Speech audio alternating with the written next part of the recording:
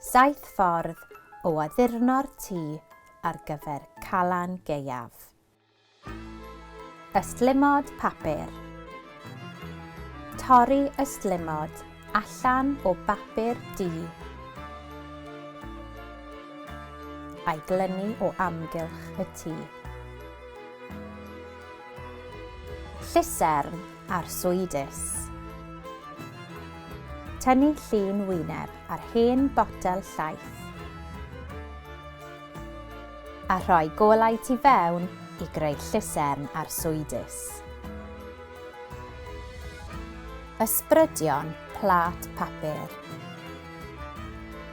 Creu ysbrydion arswydus drwy addurno platiau papur.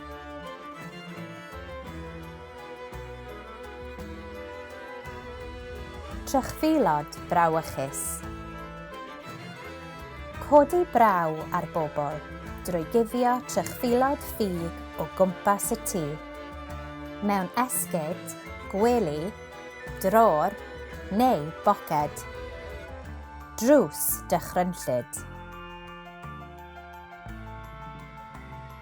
Glynu wyneb dychrynllyd ar ddrws i greu drws dychrynllyd. Anghenfilod rholyn cardfwrdd. Gwneud anghenfilod allan o hen rholynau cardfwrdd a'i gosod o gwmpas y tŷ. Peintio pwmpen. Defnyddio paint i addurno pwmpen.